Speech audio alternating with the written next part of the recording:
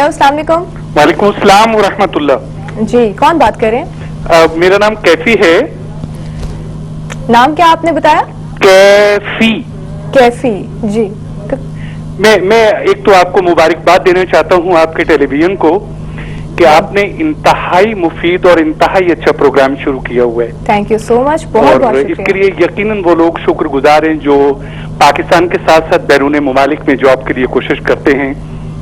अल्लाह पाक आपको इसकी जजा अता फरमाए। मैं ये जानना चाहता हूं कि अगर कोई फर्द रेडियो से वाबस्ता है तो क्या वो ऑस्ट्रेलिया या किसी ऐसे या मशक़े वस्ता के किसी मुल्क में जॉब के लिए कोई कोशिश कर सकता है? अगर इसमें रहनुमाई फरमा दें तो मैं इंतहाई शुक्रगुजार हूँगा। बहुत बहुत शुक्रिया आपके कॉल का और आपके अप्रिसिएशन का।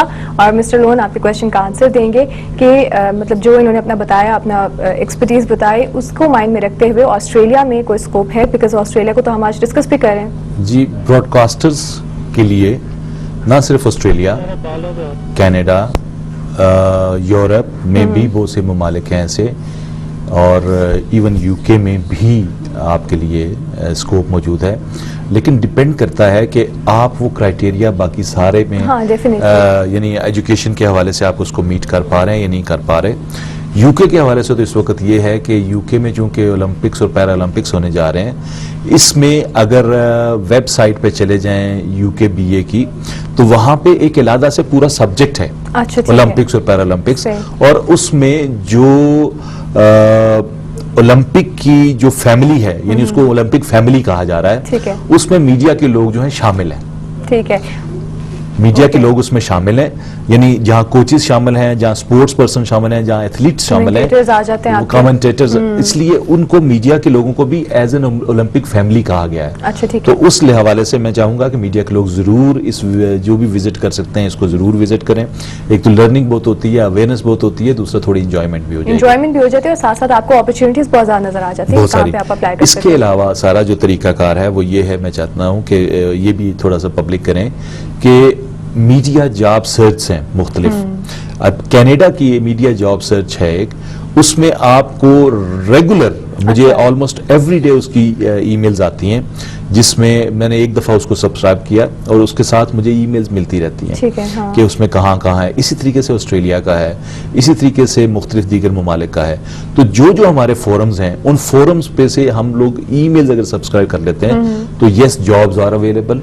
दुबई आपको पता है कि वहाँ पे मीडिया सिटी मौजूद है, वहाँ पे भी जॉब्स हैं, लेकिन असल तरीका ये है कि हमने उसको कैसे नेट कैसे करना है। हाँ जी, बिल्कुल ठीक है। ये ज्यादा आपकी रिसर्च स्किल्स होने चाहिए, आप सब्सक्राइब कराएं, जैसे कि अभी मिस्टर लोन ने आपको बताया कि यूके बॉर्डर एजेंसी की वेबसाइट है, इसके अलावा कनाडा आ जाता है, ऑस्ट्रेलिया आ जाता है।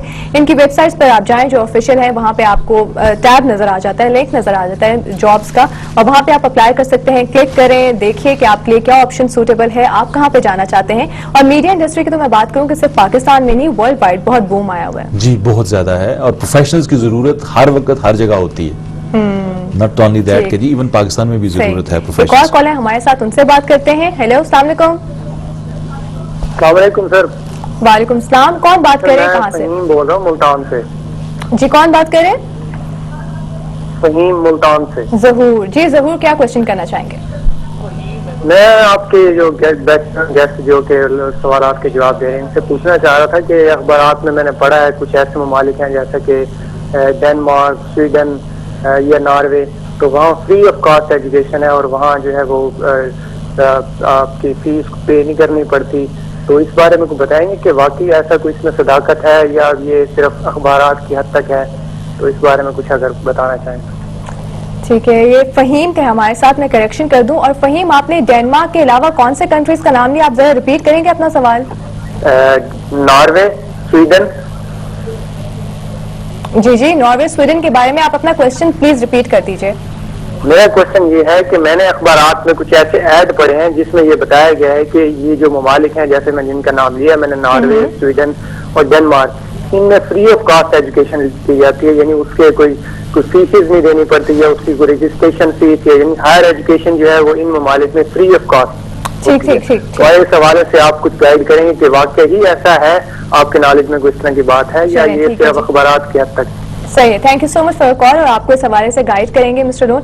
اچھا, free of cost education basically میرے خیال سے اسکالرشپ بیسس پہ ہوتی ہیں, یا اور فری آف کاسٹ کچھ کنٹریز ہیں جہاں پہ ایجوکیشن ہائر ایجوکیشن پہ جب ہم جاتے ہیں, جیسے جرمنی کا میں اسپیسیفکلی مینشن کرنا چاہوں گا کہ پی ایچ ڈیز کے لیے آپ کی کوئی فیس نہیں ہوتی, اور اس کے علاوہ جو ماسٹرز ڈگریز ہیں آپ ماسٹر کے لیے بھی جو فی بینڈ ہے, یا تو آپ کو فری بھی مل سکتا ہے, یا میکسیمم اگر ہوگا تو 500 یوروز پر سیمسٹر بھی ہوگا. اچھا ٹھیک ہے. سو یہ یورپ کی ود ان یورپ بھی, اور جو اوورسیز اسٹوڈنٹس ہیں ان کے لیے varies, it really varies upon the university.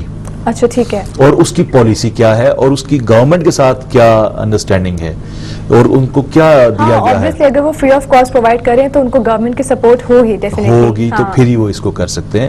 اور اس میں میرٹس ہوتے ہیں, اس میں آپ کی ایبلٹیز ہوتی ہیں, ایلیجیبلٹی ہوتی ہے, اس کے حوالے سے آپ کو یس فری ایجوکیشن بھی مل سکتی ہے. لیکن یہ آپ کو, اگر آپ نے اخبارات میں ایڈ پڑھے, لیکن آپ کو اوتھینٹک سورس ہونا چاہیے. میں وہی گزارش کرنا چاہ رہا تھا کہ اگر آپ نے اخبارات میں ایڈ پڑھے ہیں تو آپ کنسلٹنٹ سے ضرور پوچھئے کہ آپ کا داخلہ کہاں پہ ہو رہا ہے.